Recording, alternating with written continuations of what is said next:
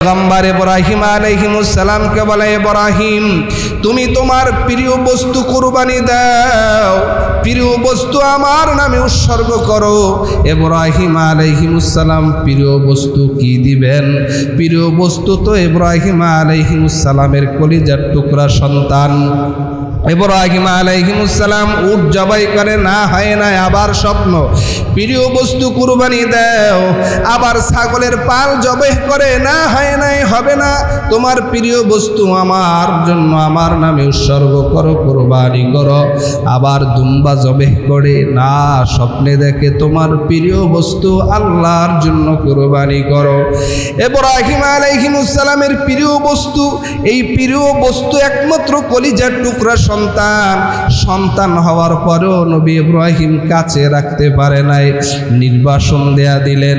নির্বাসন দেওয়ার পর 6 বছর বয়সে আবার হুকুম আসছে, ও পয়গম্বর ইব্রাহিম, যেই সন্তান তুমি মহব্বত করো এমন প্রিয় বস্তু কুরবানি দাও। ইব্রাহিম আলাইহিস সালাম যখন ইসমাইলকে আর বিবি হাজারকে ওই নির্বাসনে দিয়ে আসছে খানায়ে কাবার নিকটে, খানায়ে কাবার নিকটে নির্বাসন দিয়া আসার সময় হাজার ইব্রাহিম আলাইহিস সালামকে বলেন, স্বামী আমার, আল্লাহর হুকুমে আপনি এখানে রেখে গিয়েছেন, কোনো অসুবিধা নাই, আমরা থাকব, তবে আমাদেরকে খাবার দিয়েছেন তাতেও কোনো সমস্যা নাই, চলবে।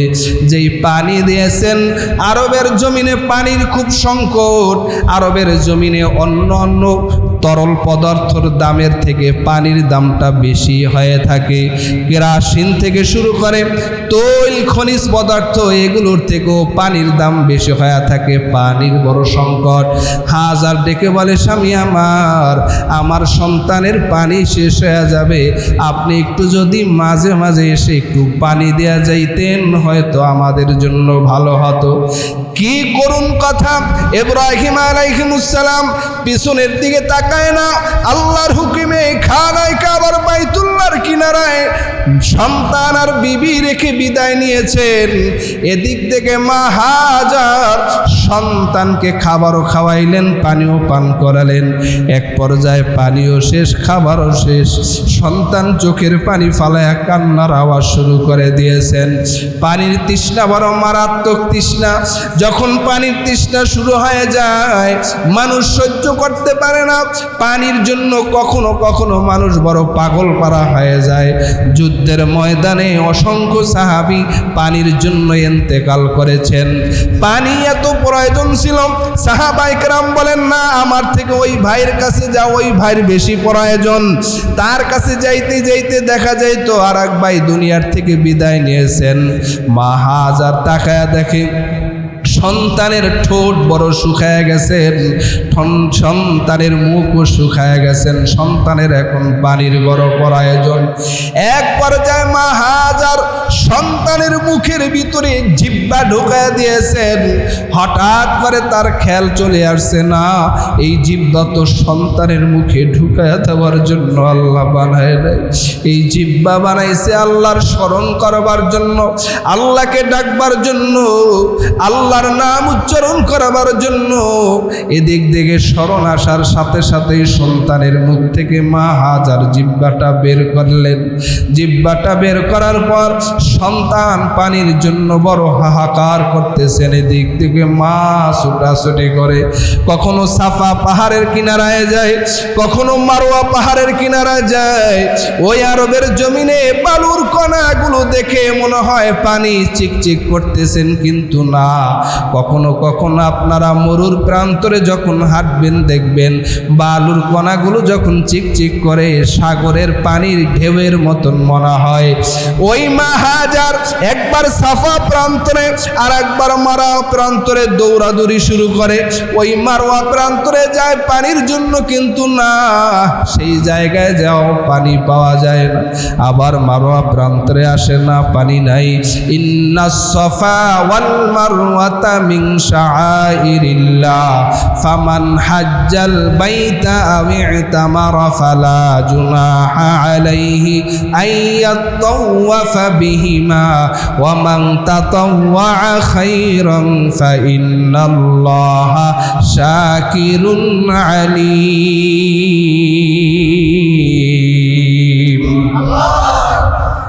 সাফা মারওয়া দৌড়াদৌড়ি করে, পানি পায় না, এদিক দিয়ে সন্তান পা দিয়ে আঘাত করতে করতে করতে করতে দেখা যায় পানির নালা থেকে পানি বের হওয়া, নিচ থেকে পানি বের হতে শুরু করলেন। ওই পানি বের হতে যখন শুরু করলেন, মা হাজার ওখানে চতুর্দিক থেকে পাথর দিয়ে বেরিয়ে দিয়ে দিলেন। এরপরে পানিকে বলে ঝমঝম, মানে থাম থাম। ওই পানি হয়ে গেছে ঝমঝমের পানি। আর যে মা হাজার সাফা মারওয়া দৌড়াদৌড়ি করলেন, আল্লাহ পাক রব্বুল আলামিনের কাছে এটা বড় ভালো লাগছে, পছন্দ হয়েছে। আল্লাহ বলেন, দুনিয়ার বাইতুল্লাহর যাত্রীরা, হজকারীরা, আমি আল্লাহ তোমাদের জন্য সাফা মারওয়া সাই করা তোমাদের জন্য বাধ্যগত করে দিলাম। এই কারণে যারা বাইতুল্লাহ হজের জন্য যায়, তাওয়াফের পরে সকল উমরাকারী আর হজকারীদের সবারই সাফা মারওয়া দৌড়াদৌড়ি করতে হয়। আল্লাহু আকবার। আল্লাহর হুকুম পবিত্র জুমার নামাজ আদায় করবার লক্ষ্যে আল্লাহর ঘর মসজিদে হাজির হওয়ার তৌফিক দান করেছেন। কালিমাতুশ শুকর আদায় করি আলহামদুলিল্লাহ।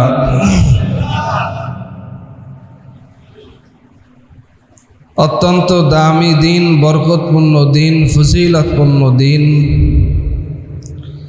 গতকাল বৃহস্পতিবার গিয়েছেন আরাফার ময়দানে হজের খুতবা। আজ পবিত্র জুমার দিন হবে জুমার খুতবা। আগামীকাল হবে পবিত্র ঈদুল আজহার খুতবা। সুন্দর গুরুত্বপূর্ণ ধারাবাহিক তিনটি দিন আল্লাহ তাআলা এবছর আমাদেরকে দিয়েছেন। লক্ষ কোটি দুরূদ ও সালাম বিশ্ব মানবতার মুক্তির দূত রহমাতুল্লিল আলামিন হযরত মুহাম্মদ মুস্তাফা সাল্লাল্লাহু আলাইহি ওয়াসাল্লামের উপর। সকলে মহব্বতের সাথে জবান খুলে পড়ি সাল্লাল্লাহু আলাইহি ওয়াসাল্লাম। আলহামদুলিল্লাহ, আগামীকালকে এমন একটা দিন আসতেছেন যেই দিনে সবচাইতে উত্তম ইবাদত আমার আপনার নবী, রহমতের নবী হযরত মুহাম্মদ মুস্তাফা সাল্লাল্লাহু আলাইহি ওয়াসাল্লামের প্রিয়তমা স্ত্রী উম্মুল মুমিনিন আম্মা জান আয়েশা সিদ্দিকা রাদিয়াল্লাহু তাআলা আনহা থেকে বর্ণিত, নবীজি সাল্লাল্লাহু আলাইহি ওয়াসাল্লাম বলেন, পবিত্র ঈদুল আজহার দিন আল্লাহর রাহে পশু জবেহ করার থেকে উত্তম কোনো ইবাদত এই দিনে নাই। সুবহানাল্লাহ। তাহলে এই দিনের ইবাদতের ভিতরে উত্তম ইবাদত হলো আল্লাহ পাকের সন্তুষ্টির উদ্দেশ্যে জন্তুকে জবেহ করা, রক্ত প্রবাহিত করা। এই যে রক্ত প্রবাহিত করব, জন্তু জবাই দিব, এটা কোথার থেকে আসছেন, কার হুকুমে করব, কে আদেশ করেছেন, এ সম্পর্কে রাসূল করিম সাল্লাল্লাহু আলাইহি ওয়াসাল্লামের প্রিয় সাহাবী হযরত যায়েদ ইবনে আরকাম রাদিয়াল্লাহু তাআলা আনহু থেকে বর্ণিত। عن زيد بن أرقم رضي الله تعالى عنه قال قال النبي صلى الله عليه وعلى آله وسلم ما هذه الأضاحي يا رسول الله। নবী করিম সাল্লাল্লাহু আলাইহি ওয়াসাল্লামের প্রিয় সাহাবীগণ রহমতের নবীর কাছে প্রশ্ন করলেন, ইয়া রাসূলুল্লাহ, ইয়া হাবিবাল্লাহ, কুরবানি কি? মায়ার নবী জবাব দিয়া বলেন, সুন্নাত আবিকুম ইব্রাহিম। এই কুরবানি হলো জাতির পিতা ইব্রাহিম আলাইহিস সালামের সুন্নাহ। আবার সাহাবীরা প্রশ্ন করলেন, এটা ইব্রাহিম আলাইহিস সালামের সুন্নাহ, তবে আমরা করলে লাভ কি? আল্লাহর রাসূল বলেন, ক্বালা শারাতিন মিনাস সুফি হাসানা। আল্লাহর রাসূল সাল্লাল্লাহু আলাইহি ওয়াসাল্লাম বলেন, কুরবানির প্রত্যেকটা পশমের বিনিময়ে আল্লাহ এক এক পশমে এক একটা নেকি দান করবে। ক্বালু ফাসসুফ মিনাশ শা'রি হাসানা। সাহাবী বলেন, পয়গম্বর, পশুর তো অনেক লোম থাকে, অনেক পশম থাকে। আল্লাহর রাসূল সাল্লাল্লাহু আলাইহি ওয়াসাল্লাম বলেন, প্রত্যেকটা পশমের বিনিময়ে আল্লাহ বান্দার আমলনামায় নেকি লিখে দেবে। প্রতিটি পশমের বিনিময়ে নেকি পাওয়া যাবে। এত সুন্দর বরকতময় কুরবানি শুধু নবীজি সাল্লাল্লাহু আলাইহি ওয়াসাল্লাম ইব্রাহিম আলাইহিস সালামের সুন্নাহ বলেছেন তা নয়, আল্লাহ পাক রব্বুল আলামিন আমার আপনার নবীর উপরে কুরআনুল কারীমের আয়াত নাজিল করে বলেছেন, ফাসাল্লি লিরাব্বিকা ওয়ানহার। ও পয়গম্বর, আপনি নামাজ কায়েম করেন, সালাত কায়েম করেন আর কুরবানি করেন। হুকুমটা কার? ফাসাল্লি লিরাব্বিকা ওয়ানহার। আল্লাহ রাব্বুল আলামিন আমার আপনার নবীর উপরে আয়াত নাজিল করে বলেন, পয়গম্বর, আপনি নামাজ পড়ুন আর কুরবানি করুন। নামাজ কার হুকুম? আল্লাহর হুকুম। কুরবানিও আল্লাহর হুকুম, আল্লাহর আদেশ। শুধু তাই না, আল্লাহ আরো কোরআনের আয়াত নাজিল করে নবীকে বলেন, কুল ইন্না সালাতি ওয়া নুসুকি ওয়া মাহিয়ায়া ওয়া মামাতি লিল্লাহি রাব্বিল আলামিন। আর মহব্বতের সাথে পড়ুন আল্লাহু আকবার। আল্লাহ রাব্বুল আলামিন বলেন, কুল, হে পয়গম্বর বলে দেন, ইন্না সালাতি ওয়া নুসুকি ওয়া মাহিয়ায়া ওয়া মামাতি লিল্লাহি রাব্বিল আলামিন। আপনার বেঁচে থাকা, আপনার মরে যাওয়া, আমার নামাজ, আমার বেঁচে থাকা, আমার মরে যাওয়া, আমার কুরবানি, ওয়া মাহিয়ায়া ওয়া মামাতি লিল্লাহি রাব্বিল আলামিন। এই সব কিছু কেবলমাত্র একমাত্র কার জন্য? অনুসুকি ওয়া মাহিয়ায়া ওয়া মামাতি লিল্লাহি রাব্বিল আলামিন। আমার জীবন, আমার মরণ, আমার বেঁচে থাকা, আমার মরে যাওয়া, আমার নামাজ, আমার রোজা, আমার হাজ, আমার যাকাত, আমার কুরবানি শুধুমাত্র কেবলমাত্র একমাত্র কার জন্য? শুধুমাত্র কেবলমাত্র আল্লাহর জন্যই কুরবানি। আল্লাহ রাব্বুল আলামিন আদেশ করেছেন, এই কুরবানি উম্মতি মুহাম্মাদের জন্য পশু নির্ধারণ করা হয়েছে তা না, সকল নবী রাসূলদের জন্য, অন্য অন্য উম্মতের জন্য পশু নির্ধারণ করা হয়েছে। পশু কেন নির্ধারণ করা হলো? এর জবাবে আল্লাহ বলেন, ফাআলুল লিমা ইউরিদ। আল্লাহ যেটা করেন সেটা কাউকে পরোয়া করেন না, কাউকে জিজ্ঞেস করেন না। সব কিছু করার মালিক একমাত্র কি? তবে উম্মতি মুহাম্মাদি পশু জবেহ করে পশুর গোশত আহার করতে পারে, অন্য অন্য উম্মতেরা পশু জবেহ করে আহার করার সুযোগ পায় নাই।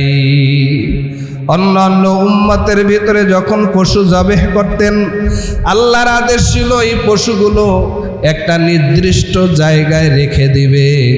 যার পশু আল্লাহর দরবারে যার কুরবানি মঞ্জুর হবে, কবুল হবে, তারটা একটা আগুন এসে অথবা বাতাস এসে উড়ায় নিতেন, জ্বালায় দিতেন।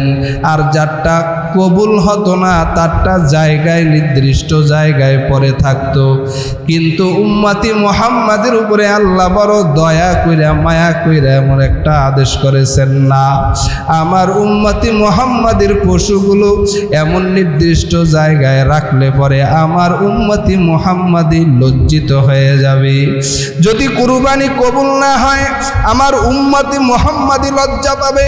আল্লাহ রাব্বুল আলামিন উম্মতি মুহাম্মাদিকে ভালোবাসেন, মহব্বত করেন, মায়া করেন, যার কারণে আল্লাহ পাক খাওয়ার একটা হুকুম দিয়া দিলেন নবীর মাধ্যমে। নবী বলেন, যারা কুরবানি করবা, পশু জবেহ করবা, তোমরা এই পশুর গোশত আহার করবে। সুবহানাল্লাহ। কি বলেন? যদি পূর্বের যুগের মতো যদি কুরবানি হতো যে তারা কুরবানি করে পশু এক জায়গায় রাইখে আসতো, যদি কবুল হইতো তাহলে তো উড়ায় নিত, আর যদি কবুল না হইতো জায়গায় পড়ে থাকতো, তাহলে কি লজ্জা হতো কি হতো না? কি কোন, শরম লাগতো না? বড় মহব্বত করিয়া উম্মতি মুহাম্মাদিকে পশু জবেহ করার পর খাওয়ার হুকুম করে দিয়েছেন। আসলে কি খাওয়ার জন্যই কুরবানি, না একমাত্র কবুল আল্লাহর সন্তুষ্টির জন্য কুরবানি? কি বলেন? শুধুমাত্র খাবারের জন্য কুরবানি নয়, কুরবানি হলো আল্লাহর সন্তুষ্টির জন্য। আল্লাহ পাক রব্বুল আলামিন বলেন, লান তানালুল বিররা হাত্তা তুনফিকু ওয়া মা তুহিব্বুন, লান তানালুল বিররা হাত্তা তুনফিকু মা তুহিব্বুন ওয়া মা তুনফিকু মিন শাইইন ফা ইন্নাল্লাহা বিহি আলিম।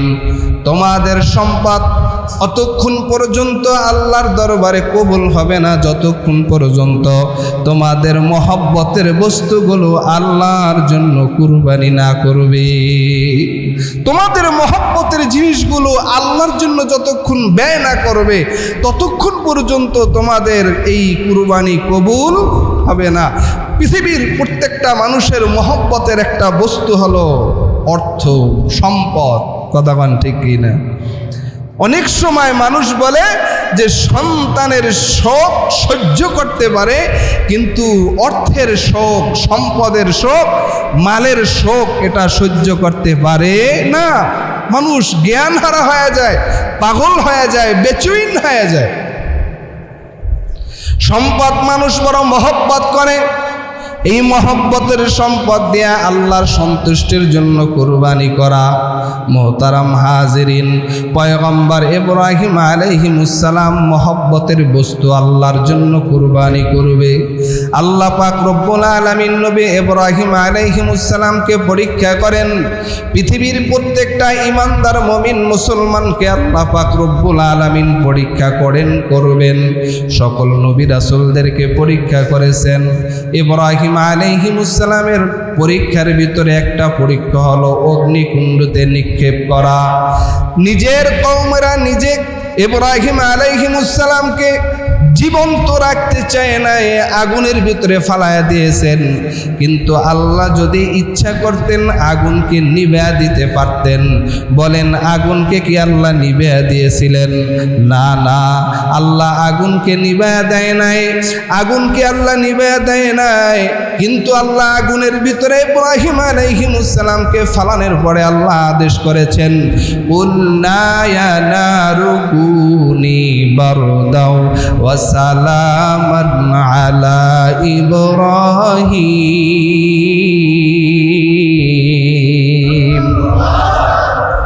হে আগুন, তুমি নিব্বা না, তবে তুমি ইব্রাহিমের জন্য আরামদায়ক হয়ে যাও, শান্তিদায়ক হয়ে যাও। বলেন সুবহানাল্লাহ। আগুন নিবে নাই, কিন্তু আগুনটা ইব্রাহিম আলাইহিস সালামের জন্য এত আরামদায়ক হয়ে গেল, না গরম না ঠান্ডা, শান্তিদায়ক বানায়া দিয়েছেন কি? জোরে আওয়াজ করে বলবেন, আগুন কার গোলাম? আগুন কার হুকুম মানবে? আর জোরে বলেন, না নমরুদের হুকুম মানবে? না না না, নমরুদের হুকুম আগুন মানবে না, আগুন মানবে একমাত্র আমার আল্লাহর হুকুম। এই জমিনের ভিতরে যা কিছু আছে সব কিছু মানে কার হুকুম? হুয়াল্লাযী খালাকাকুম ফামিনকুম কাফিরু ওয়া মিনকুম মুমিন। আল্লাহ পাক রব্বুল আলামিন বলেন, আসমান জমিনে যা কিছু আছে সব আমার হুকুম মানবে না, সব কিছু বান্দার আনুগত্য করবে, আর আমার বান্দা মুমিনেরা আমার আনুগত্য করবে। তবে আগুন বানাইছেন কি? আসমান বানাইছেন কি? চাঁদ, সূর্য, নক্ষত্ররাজি, পাহাড় পর্বত এগুলো তৈরি করেছেন কে? যে যেটা বানায় তার কথা সে মানে কি মানে না? ইব্রাহিম আলাইহিস সালামের আগুনের পরীক্ষা, সবচেয়ে বড় পরীক্ষা হলো প্রিয় বস্তু। এই কুরবানির মূল উদ্দেশ্য, মূল আসল কথাই হলো বাবার স্বপ্নের কথা। বাবা পুত্রের কুরবানি, বাপ বেটার কুরবানি, বাপ বেটার ধৈর্য, বাপ বেটার ইমানি পরীক্ষা, বাপ বেটার আল্লাহর উপরে আনুগত্যই হলো আসল কুরবানি, আসল আলোচনা। পয়গম্বর ইব্রাহিম আলাইহিস সালামকে বলে, ইব্রাহিম তুমি তোমার প্রিয় বস্তু কুরবানি দাও, প্রিয় বস্তু আমার নামে উৎসর্গ করো। ইব্রাহিম আলাইহিস সালাম প্রিয় বস্তু কি দিবেন? প্রিয় বস্তু তো ইব্রাহিম আলাইহিস সালামের কলিজার টুকরা সন্তান। ইব্রাহিম আলাইহিস সালাম উট জবাই করে, না হয় না, আবার স্বপ্ন প্রিয় বস্তু কুরবানি দাও। আবার ছাগলের পাল জবাই করে, না হয় নাই, হবে না, তোমার প্রিয় বস্তু আমার জন্য আমার নামে উৎসর্গ করো, কুরবানি করো। আবার দুম্বা জবাই করে, না, স্বপ্নে দেখে তোমার প্রিয় বস্তু আল্লাহর জন্য কুরবানি করো। ইব্রাহিম আলাইহিস সালামের প্রিয় বস্তু, এই প্রিয় বস্তু একমাত্র কলিজার টুকরা সন্তান। সন্তান হওয়ার পরেও নবী ইব্রাহিম কাছে রাখতে পারে নাই, নির্বাসন দেয়া দিলেন। নির্বাসন দেওয়ার পর 6 বছর বয়সে আবার হুকুম আসছে, ও পয়গম্বর ইব্রাহিম, যেই সন্তান তুমি মহব্বত করো এমন প্রিয় বস্তু কুরবানি দাও। ইব্রাহিম আলাইহিস সালাম যখন ইসমাইলকে আর বিবি হাজারকে ওই নির্বাসনে দিয়ে আসছে খানায় কাবার নিকটে, খানায় কাবার নিকটে নির্বাসন দিয়া আসার সময় হাজার ইব্রাহিম আলাইহিস সালামকে বলেন, স্বামী আমার, আল্লাহর হুকুমে আপনি এখানে রেখে গিয়েছেন, কোনো অসুবিধা নাই, আমরা থাকব, তবে আমাদেরকে খাবার দিয়েছেন তাতেও কোনো সমস্যা নাই, চলবে। যেই পানি দিয়েছেন, আরবের জমিনে পানির খুব সংকট, আরবের জমিনে অন্য অন্য তরল পদার্থর দামের থেকে পানির দামটা বেশি হয়ে থাকে। কেরাসিন থেকে শুরু করে তৈল, খনিজ পদার্থ, এগুলোর থেকেও পানির দাম বেশি হয়ে থাকে, পানির বড় সংকট। হাজার ডেকে বলে, স্বামী আমার, আমার সন্তানের পানি শেষ হয়ে যাবে, আপনি একটু যদি মাঝে মাঝে এসে একটু পানি দেয়া যাইতেন হয়তো আমাদের জন্য ভালো হতো। কি করুন কথা! ইব্রাহিম আলাইহিস সালাম পিছনের দিকে তাকায় না, আল্লাহর হুকুমে খানায় কাবার বাইতুল্লাহর কিনারায় সন্তান আর বিবি রেখে বিদায় নিয়েছেন। এদিক থেকে মা হাজার সন্তানকে খাবারও খাওয়াইলেন, পানিও পান করালেন। এক পর্যায়ে পানিও শেষ, খাবারও শেষ, সন্তান চোখের পানি ফালায়া কান্নার আওয়াজ শুরু করে দিয়েছেন। পানির তৃষ্ণা বড় মারাত্মক তৃষ্ণা। যখন পানির তৃষ্ণা শুরু হয়ে যায়, মানুষ সহ্য করতে পারে না। পানির জন্য কখনো কখনো মানুষ বড় পাগল পারা হয়ে যায়। যুদ্ধের ময়দানে অসংখ্য সাহাবী পানির জন্য ইন্তেকাল করেছেন। পানি এত প্রয়োজন ছিল, সাহাবায়ে কেরাম বলেন, না, আমার থেকে ওই ভাইয়ের কাছে যাও, ওই ভাইয়ের বেশি প্রয়োজন। তার কাছে যাইতে যাইতে দেখা যাইত আর এক ভাই দুনিয়ার থেকে বিদায় নিয়েছেন। মা হাজার তাকায়া দেখে সন্তানের ঠোঁট বড় শুকায় গেছেন, সন্তানের মুখও শুকায় গেছেন, সন্তানের এখন পানির বড় প্রয়োজন। এক পর্যায়ে মা হাজার সন্তানের মুখের ভিতরে জিহ্বা ঢুকায় দিয়েছেন। হঠাৎ করে তার খেয়াল চলে আসছে, না, এই জিহ্বা তো সন্তানের মুখে ঢুকায় দেওয়ার জন্য আল্লাহ বানায় নাই। এই জিহ্বা বানাইছে আল্লাহর স্মরণ করবার জন্য, আল্লাহকে ডাকবার জন্য, আল্লাহর নাম উচ্চারণ করবার জন্য। এদিক দিকে স্মরণ আসার সাথে সাথেই সন্তানের মুখ থেকে মা হাজার জিহ্বাটা বের করলেন। জিহ্বাটা বের করার পর সন্তান পানির জন্য বড় হাহাকার করতেছেন। এদিক থেকে মা ছুটাছুটি করে, কখনো সাফা পাহাড়ের কিনারায় যায়, কখনো মারোয়া পাহাড়ের কিনারায় যায়। ওই আরবের জমিনে বালুর কণাগুলো দেখে মনে হয় পানি চিকচিক করতেছেন, কিন্তু না। কখনো কখনো আপনারা মরুর প্রান্তরে যখন হাঁটবেন দেখবেন বালুর কণাগুলো যখন চিকচিক করে সাগরের পানির ঢেউয়ের মতন মনে হয়। ওই মা হাজার একবার সাফা প্রান্তরে আর একবার মারোয়া প্রান্তরে দৌড়াদৌড়ি শুরু করে। ওই মারোয়া প্রান্তরে যায় পানির জন্য, কিন্তু না, সেই জায়গায় যাও পানি পাওয়া যায় না। আবার মারোয়া প্রান্তরে আসে, না, পানি নাই। ইন্নাস সাফা ওয়াল মারওয়াতা মিন শাআইরিল্লাহ ফামান হাজ্জাল বাইতা আও ইতামারা ফালা জুনাহা আলাইহি আইয়াতাওয়াফা বিহিমা ওয়া মান তাতাওয়া খাইরান ফাইন্নাল্লাহা শাকিরুন আলীম।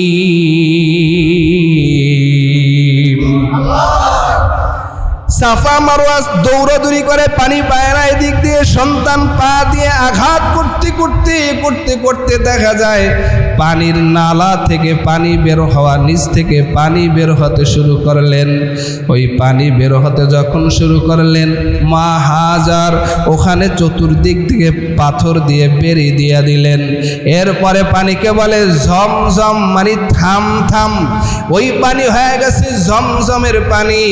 আর যে মা হাজার সাফা মারওয়া দৌড়াদৌড়ি করলেন, আল্লাহ পাক রব্বুল আলামিনের কাছে এটা বড় ভালো লাগছে, পছন্দ হয়েছে। আল্লাহ বলেন, দুনিয়ার বাইতুল্লাহর যাত্রীরা, হজকারীরা, আমি আল্লাহ তোমাদের জন্য সাফা মারওয়া সাই করা তোমাদের জন্য বাধ্যগত করে দিলাম। এই কারণে যারা বাইতুল্লাহ হজের জন্য যায়, তাওয়াফের পরে সকল উমরাকারী আর হজকারীদের সবারই সাফা মারওয়া দৌড়াদৌড়ি করতে হয়। আল্লাহু আকবার। আল্লাহ পাক আবশ্যক করে দিয়েছেন, দৌড়াও। যেমনি দৌড়াইছেন মা হাজার, আমার পেয়ারা বান্দি, এই দৌড়াদৌড়ি করে পানি ওখান থেকে সংরক্ষণ করিয়া পানি বিক্রি করে। ধীরে ধীরে ধীরে ধীরে ধীরে ধীরে ওখানে জনসমাগম তৈরি হয়। লম্বা আলোচনা। মূল কথা হলো, সন্তানের বয়স যখন 6 বছর পড়ে, আল্লাহর পয়গম্বর ইব্রাহিম আলাইহিস সালাম স্বপ্নে যোগে দেখলেন প্রিয় বস্তু কুরবানি করো। ওই জায়গায় গেলেন, যাওয়ার পরে পরিবারের সাথে অ্যাডজাস্ট হয়ে গেল। বিবিকে ডেকে বলে, ও বিবি আমার, তুমি আমার সন্তানকে সাজায় দাও, আমরা মালিকের দরবারে দাওয়াতে যাব, মালিকের দাওয়াতে অংশগ্রহণ করব। আল্লাহর পয়গম্বর তার বিবি হাজার সন্তান, কলিজার টুকরা সন্তানকে সুন্দর করে সাজিয়ে গুছিয়ে দিলেন। সাজিয়ে দেওয়ার পর সন্তানকে নিয়ে যখন পয়গম্বর ইব্রাহিম আলাইহিস সালাম মিনার প্রান্তরে হাজির হয়েছে, যেমন গতকালকে সকল হাজিগণ আরাফার ময়দান থেকে মিনার প্রান্তরে আসছে, আর এই মিনার প্রান্তরে যখন ইব্রাহিম আলাইহিস সালাম হাজির হলেন, আজও সেই মিনার প্রান্তরে মনে হয়, মিনার প্রান্তরে তাকাইলে মনে হয় বাবা তার সন্তান নিয়ে এভাবে কুরবানি করার জন্য প্রস্তুতি নিয়েছেন। ওই মিনার প্রান্তরে তাকাইলে কলিজার দিক থেকে আর মানায় না, কলিজাটা ভেঙ্গে চুরচির হয়ে যায়, চৌচির হয়ে যায়। আল্লাহর পয়গম্বর ইব্রাহিম আলাইহিস সালাম মিনার প্রান্তরে হাজির করিয়া সন্তান ইসমাইলকে বলেন, ফালাম্মা ওয়াকালা ইন্নী যাহিবুন ইলা রব্বি সায়াহদিন রব্বি হাবলি মিনাস সলিহিন ফালাম্মা আসলামা ওয়া তাল্লাহু লিল জাবিন ওয়ানাদাইনাহু আইয়া ইব্রাহিম, বাবা তার সন্তানকে ডেকে বলে, ও ইসমাইল, আমি স্বপ্নে দেখেছি আল্লাহর পক্ষ থেকে আদেশ আসছে তোমাকে জবেহ করার। কেমন সন্তান? সন্তান ডেকে বলে, পয়গম্বর।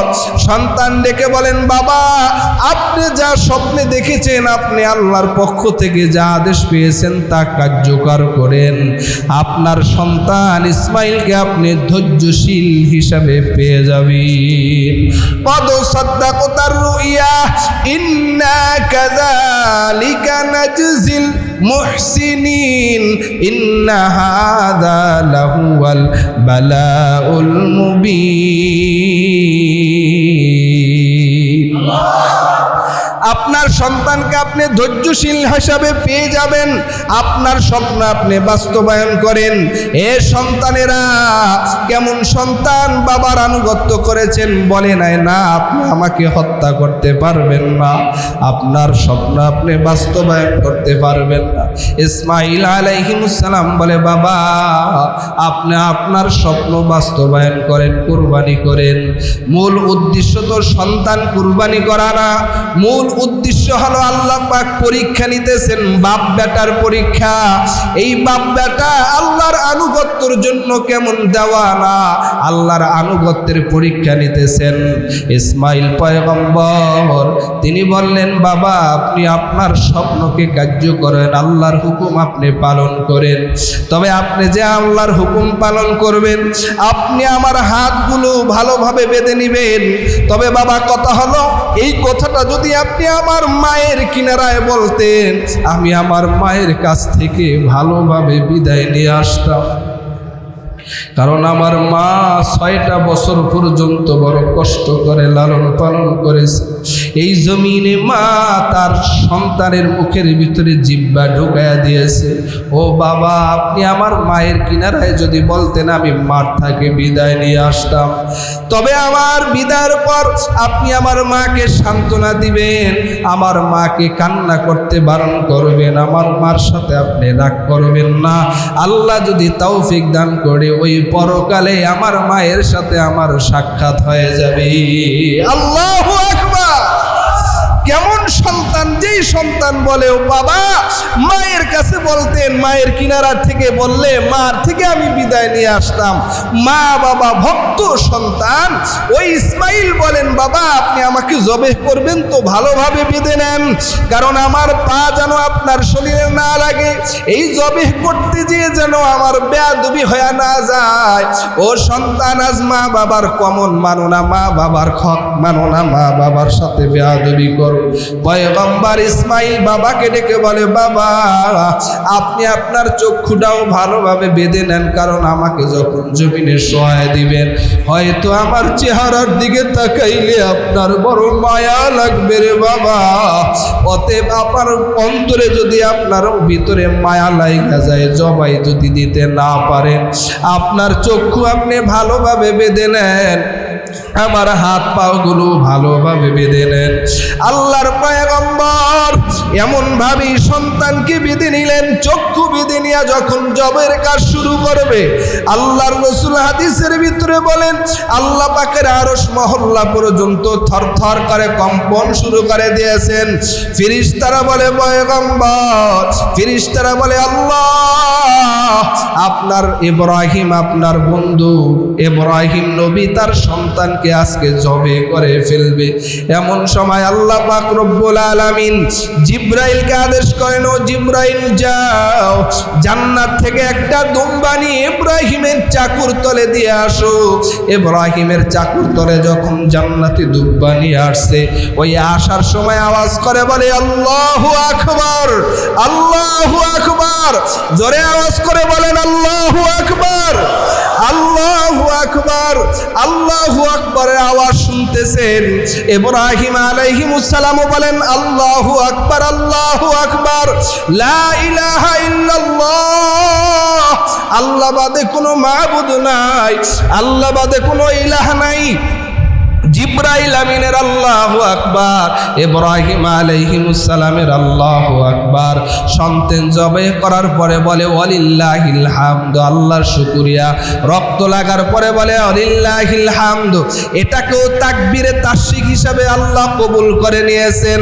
আল্লাহ বলেন দুনিয়ার ইমানদার মুসলমান নর নারীরা যারা বালেগা আছো, 9 জিলহজ ফজর থেকে নিয়ে 13 জিলহজ আসর পর্যন্ত তোমরা প্রত্যেক ফরজ নামাজের পরে তাকবীরে তাশরিক পাঠ করবা, আল্লাহু আকবার আল্লাহু আকবার, লা ইলাহা ইল্লাল্লাহু আল্লাহু আকবার আল্লাহু আকবার ওয়ালিল্লাহিল হামদ। আল্লাহর নবী ইব্রাহিম আলাইহিস সালাম যবে শেষ করে তাকায়া দেখেন সন্তান দাঁড়িয়ে আছে আর একটা দুম্বা জবে হয়ে গেছে। বলেন সুবহানাল্লাহ। যদি ওই দিন সন্তান জবে হয়ে যাইত, হয়তোবা প্রত্যেকটা মানুষ তার সন্তানকে নিজ হাতে জবে করত। আসলে তো সন্তান জবে করা উদ্দেশ্য না, উদ্দেশ্য হলো পরীক্ষা করা, আল্লাহর আনুগত্য করা। কেমন আনুগত্য আল্লাহর করে? ইব্রাহিম আলাইহিস সালাম আনুগত্য করেছেন, ইসমাইল আলাইহিস সালাম আনুগত্য করেছেন। অকালা ইন্নী যাহিবুন ইলা রাব্বি সায়াহদিন রাব্বি হাবলি মিনাস সলিহিন ফাবাশশারনাহু বিগুলামিন হালিম ফালাম্মা বালাগা মাহুস সাইয়া ক্বালা ইয়া বুনাইয়া ইন্নী আরা ফিল মানামি আন্নী আযবাহুকা ফানজুর মা তারা ক্বালা ইয়া আবাতি ফাআল মা তুমার সাতাজিদুনি ইনশাআল্লাহু মিনাস সাবিরিন।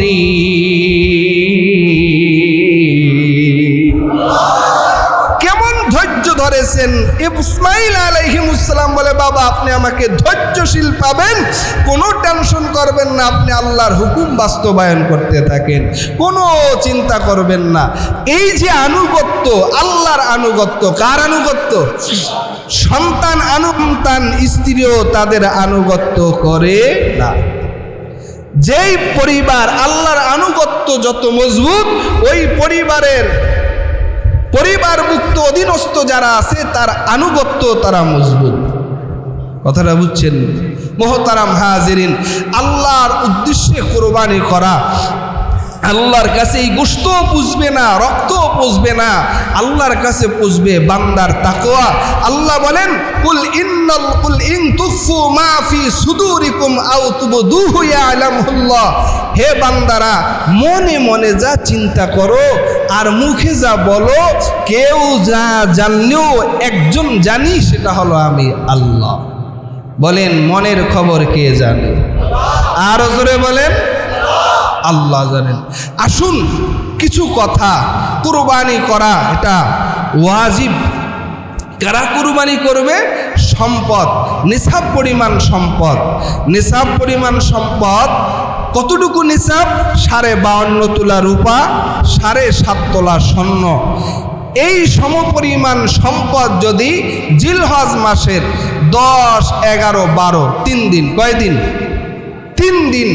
এই 3 দিন এই সমপরিমাণ সম্পদ 52.5 ভরি রূপার দাম ধরেন 1 লক্ষ, বর্তমান জমানায় 1,05,000 টাকায় ধরেন নতুন ভরির দাম। নতুন চান্দি রূপা আছে 52.5 ভরি রূপা, 52.5 ভরি রূপার দাম 1,05,000 টাকাই হোক। তো যার কাছে পরিবারের ভরণ পোষণ দিয়া, খায়া দায়া পইরা, যার ফ্যামিলিতে 1,05,000 থেকে নিয়ে 4 লাখ টাকা বা 50,000 টাকা থেকে নিয়ে 4 লাখ টাকা সম্পদ, এই 3 দিন, 1 বছর হতে হবে না, জিলহজের 10, 11, 12 এই 3 দিন যাদের কাছে এই সমপরিমাণ টাকা থাকবে তাদের উপরে কুরবানি করা ওয়াজিব। তাদের সম্পর্কে নবীজি সাল্লাল্লাহু আলাইহি সাল্লাম বলেন মান কানা লাহু সাআতুন ওয়া লাম ইউদহি ফালা ইয়াকরুবান্না মুসাল্লানা। তারা যেন কুরবানির পশুকে প্রস্তুত না করে, ঈদের নামাজে উপস্থিত না হয়।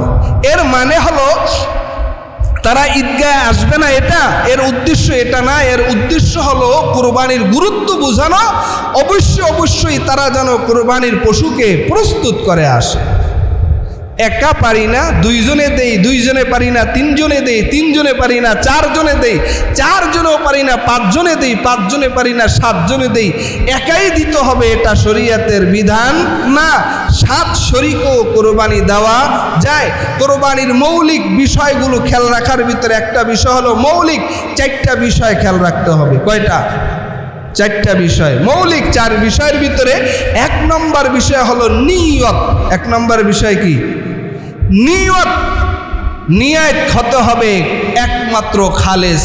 হযরত ওমর ইবনুল খাত্তাব রাদিয়াল্লাহু তাআলা আনহু থেকে হাদিস বর্ণিত, ইন্নামাল আ'মালু বিন্নিয়াত, সমস্ত কাজের ফলাফল নির্ভর করবে নিয়তের উপরে। কিসের উপরে?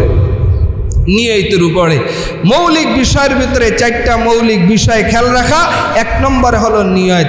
আপনি কার উদ্দেশ্যে কুরবানি করতেছেন, কার জন্য কুরবানি করেন, কি কারণে কুরবানি করেন, এটা সিদ্ধান্ত নেবে কোথার থেকে? নিয়ত থেকে। কথা বলেন ঠিক কি না? লম্বা আলোচনা। দুই নম্বর, কুরবানি যারা দিবেন অবশ্যই অবশ্যই হালাল টাকা দিয়ে কুরবানি দিবেন। কি টাকা?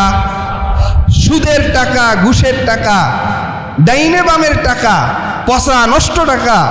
নষ্ট টাকা আবার পচা হয়? হ্যাঁ, টাকাও পচা হয়। এই পচা টাকা দিয়া যেই সেই টাকা দিয়া কুরবানি দিলে কুরবানি হবে না। হালাল টাকা। দুই নম্বরে কি? হালাল টাকা। তিন নম্বরে শরীয়ত মোতাবেক কুরবানি দেওয়া, শরীয়তের বিধান অনুযায়ী কুরবানি দেওয়া। শরীয়তের একটা বিধান আছে না নাই? একটা পশু কুরবানি করতে হলে এই পশুটা গরু হইলে তার 2 বছর পূর্ণ হতে হবে। কয় বছর? 2 বছরের একদিন যদি কম হয় ওই গরু দিয়া কুরবানি হবে। গরু কুরবানির ক্ষেত্রে 2 বছরই হতে হবে, একদিন কম হলে ওই গরুর পশু দিয়া কুরবানি হবে না। শরীয়তের বিধান অনুযায়ী কুরবানি করা। 4 নম্বরে রিয়া মুক্ত। রিয়া মুক্ত বোঝেন? মানে লৌকিকতা মুক্ত, লোক দেখানো মুক্ত, রিয়া মুক্ত কুরবানি করা। রিয়া মুক্ত বুঝেননি? রিয়া মুক্ত কুরবানি। 4টা বিষয়। 1 নম্বরে নিয়ত, 2 নম্বরে হালাল টাকা, 3 নম্বরে হলো কি? ভুলে গেছেন কি?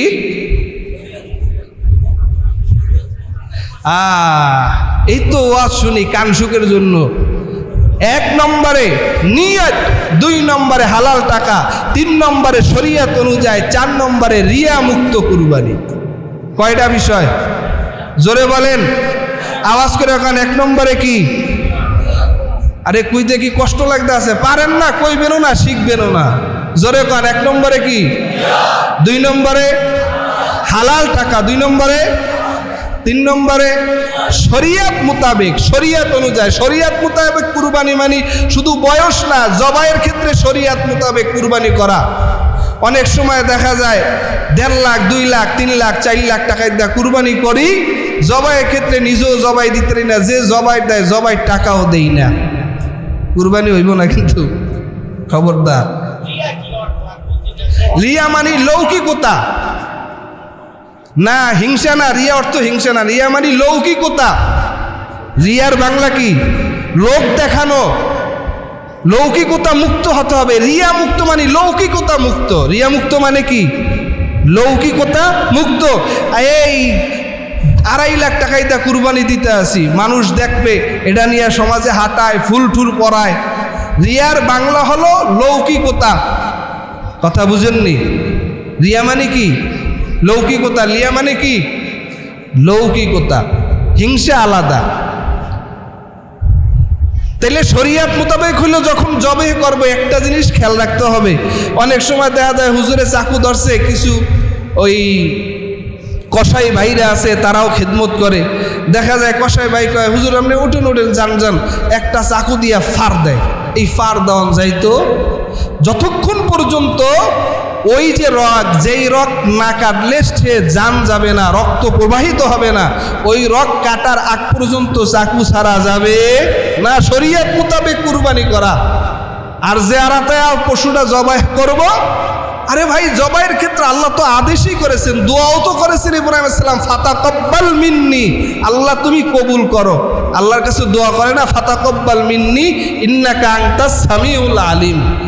তাহলে যে জবেহ করবে, এই জবের ক্ষেত্রে খেয়াল রাখতে হবে কোনো পাট টার দেওয়া যাবে না। অনেক সময় জান না যাইতেই পায়ের রক্ষাইটা দেয়, এইটা করাও যাবে না। শরীয়ত মোতাবেক কুরবানি করা, আর যে জবেহ করবে তার সম্মানীয় দেওয়া। অনেকে তো দেখা যায় হাসলিও দেয় না, আবার সম্মানিত দূরের কথা, সম্মানিত দেয়ই না। আছে না নাই? 2 লাখ টাকা গরু কিনবে, এটা অসুবিধা নাই। যে জবে করবে এরে 500 টাকা 1000 টাকা দিতে জান ফাইটা যায়, এর পিছনে আবার দৌড়ান লাগে, আর একজন লোক রাখা লাগে। আমরা কত বড় হীনমন্যতার মানুষ। কথা কর, আমি ঠিক করলে করবেন ঠিক, না ঠিক করলে করবেন যে বে ঠিক, ঠিক না বে ঠিক। এটা একটা হীনমন্যতার মানুষ পরিচয়। তাহলে এই 4টা জিনিস খেয়াল রাখতে হবে। কয়টা জিনিস? 1 নম্বরে নিয়ত, 2 নম্বরে হালাল টাকা, 3 নম্বরে শরীয়ত মোতাবেক, 4 নম্বরে রিয়া মুক্ত কুরবানি করা। আল্লাহ তৌফিক দান করে বলি আমিন। আর একটু বলবো কি, আর একটা গুরুত্বপূর্ণ কথা, হুজুর সাল্লাল্লাহু আলাইহি সাল্লামের যদিও সুন্নাতের বিষয় না, কুরবানির পশু জবেহ করার পরে, কুরবানির পশু জবেহ করার পরে এই গোশতকে 3 ভাগ করা মুস্তাহাব বলেছেন। কি বলেছেন? মুস্তাহাব বলেছেন। কয় ভাগ করা? 3 ভাগ করা। কিন্তু এই 3 ভাগ, 1 ভাগ নিজের জন্য, আর 1 ভাগ আত্মীয় স্বজনের জন্য, আর 1 ভাগ গরিব অসহায়ের জন্য। এখানে এই ভাগের ভিতরেও কম বেশ করা যাবে, তবে যারা শরিকদার কুরবানি করে শরিকদারের ভাগের ভিতরে কোনো বেশ কম করা যাবে। এই যে 3টা ভাগ, গরিব অসহায়ের 1 ভাগ, আত্মীয় স্বজনের 1 ভাগ, নিজের জন্য 1 ভাগ, এখানে কুরবানি, এখানে বেশ কম করা যাবে না। আমার পরিবারে লোক বেশি, আমি একটু বেশি রাখলাম, অথবা আমার পরিবারে লোক কম, আমি একটু গরিব অসহায়ের বাড়ায়া দিলাম। আমরা তো এমন হয়ে গেছি, সবটা নিজেরাই খাইতে চাই, গরিব অসহায়কে দিতে চাই না, আত্মীয় স্বজনকেও দিতে চাই না। আত্মীয় স্বজনটা বাসায় পৌঁছেও দেওয়া যায়, নিজের বাড়ি দাওয়াত পেরাই নাও খাওয়ানো যায়। অতএব এই 3টা ভাগের ভিতরে 1 ভাগ একটু বেশি, গরিব মিসকিনকে বেশিও দেওয়া যাবে, আত্মীয় স্বজনকেও বেশি দেওয়া যাবে, নিজে একটু কমও রাখা যাবে। অতএব মানুষকে প্রাধান্য বেশি দেওয়া, গরিব অসহায় আপনজন যারা কুরবানি দেয় নাই। আমি তো গত কয়েক জুমায় বলেছিলাম যে আলহামদুলিল্লাহ বাড়ির টাকের মানুষ এদিক থেকে খুব ভালো। অনেক এলাকায় এমন আছে, কিছু মধ্যবিত্তি কিছু পরিবার এমন হয়ে যায় যে যারা কুরবানি করার পরেও কুরবানি করতে পারে না, কুরবানির দিন তাদের ঘরে 1 টুকরা গোশত ঢোকে না, আর কারো কাছ থেকে সে চাইয়াও নিতে পারে না। তবে সুন্দর একটা সামাজিক ব্যবস্থায় সমাজ প্রতিনিধি যারা আছেন তারা যেই ব্যবস্থাটা করছেন যে আলহামদুলিল্লাহ কুরবানির পশু জবে করার পর একটা অংশ মসজিদের সামনে আনিয়া এই সমাজ প্রতিনিধিরা সমাজের যারা কুরবানি দিতে পারে না, অসচ্ছল যারা কুরবানি দিতে পারে না, তারা কি অসচ্ছল, তারা মালিকি নিসাব না। যদি সচ্ছল হতো দিত। আবার অনেকে আসি সচ্ছল দিতে পারি তারপরও দেই না, এটা একটা খাসরামি। এটা একটা কি খাসরামি। আল্লাহ হেফাজত করে বলি আমিন। এই যে একটা সুন্দর পরিবেশ যে না, যারা কুরবানি দিতে পারে না তাদের ঘরে ঘরে এই গোশতটাকে একটা নিয়মতান্ত্রিকভাবে বন্টন করে দেওয়া। কিন্তু এমন না হওয়া যারা কুরবানি দেয় এই বন্টনের ভাগিদার কুরবানি দাতাও যেন না হয়। অনেক সময় বন্টনের ক্ষেত্রে যারা কুরবানি দাতা তারাও বন্টনের ভাগিদার হয়ে যায়। না, এটা করা আসলে উচিত না, এটা করা উচিত নি। কোন বুঝেন নাই মনে হয়? কুরবানি যে দিয়েছে সেও বন্টনের মালিকদার হয়ে যাওয়া এটা উচিত না। আপনি দিয়েছেন, আপনি এইটার থেকে নিবেন না, যে দেয় নাই তাকে বাড়ায়া দেন। কথা কন ঠিক কি না? কারণ আল্লাহ তাআলা এই উম্মতে মুহাম্মাদীকে মহব্বত করে খাওয়ার বিধান দিয়েছেন। পূর্বের যুগের উম্মতেরা খাওয়ার বিধান পায় নাই, খাইতেও পারে নাই, অন্যত্র একটা নির্দিষ্ট স্থানে রেখে দিয়ে আসছে। মানুষ যেমন হাজিরা মিনার প্রান্তরে কুরবানি করে, নির্দিষ্ট জায়গা আছে কুরবানি করার, তো নির্দিষ্ট স্থানে রেখে আসতো। আল্লাহ তাআলা উম্মতি মুহাম্মাদীকে মহব্বত কইরা এই কারণে তো বাটফারি সাটফারি করে কুরবানি দেওয়ান যায় যে আল্লাহ তো আর দেহে না কারটা কবুল হইছে হয় নাই। কথা বল জোরে কান ঠিক না বে ঠিক? তো এই যে একটা মহব্বতের বিধান আল্লাহ আপনাকে আমার উপরে রাখছেন, ইহসান করছেন, দয়া করছেন যে না কুরবানি দেওয়ার পরেই পশুর গোশত খাইতে পারবে। তো এটাও রসুলের একটা সুন্নাত আদর্শ যে প্রত্যেকের ঘরে ঘরে এইটে ভাগাভাগি করে নেওয়া আনন্দটা, প্রত্যেকের ঘরেই একটা গোশতের টুকরা সবাই মিলেমিশে খাওয়া। ইনশাল্লাহ এই সিস্টেমটা তো ভালোই চলতেছে, এটা চলুক। এই সুন্দর পরিবেশটা চান কি চান না? হ্যাঁ, তাইলে 3 ভাগ মানে সমান সমানই করতে হবে, এমন না বেশ কমও করা যাবে। আপনি কমও খাইতে পারেন, আবার একেবারে কেউ না দিয়েও সবটা ডিপ ফ্রিজ ঢুকায়া 1 বছর লাগেও খাইতে পারবেন। কথা কর, এরকম কিছু মানুষ আছে 1 বছরেরটা আর 1 বছর কুরবানিতে নিয়ে যায়, কপাল পোড়ায় খাইতেও পারে না, শেষ পর্যন্ত ফালায়া দেয়। কথা কর, খালি ফ্রিজ ঢুকায়, ফ্রিজিং হইতে হইতে অবস্থা হয়। এমন কিছু বাড়ি আছে এই 6 মাস 3 মাস যাওয়ার পর ওই ঘরেই ঢোকা যায় না, ওই ঘরের ভিতরে পচা গন্ধ আস, গরু ফসার গোস্ত ফসা গন্ধ। এমনটা যেন না হয়, উদারতা হওয়া, প্রত্যেকের ঘরে যেন এই গোস্তটা পৌঁছায় যায়। আমি দিতে পারছি আলহামদুলিল্লাহ, যারা দিতে পারে না তাদের ঘরে ঘরে গোস্তটা যেন পৌঁছে যায়, এই চিন্তাই ফিকির করা, এটাই মুসলমানের আদর্শ। কথা ঠিক কিনা? আল্লাহ আমাদেরকে তৌফিক দান করে বলে আমিন।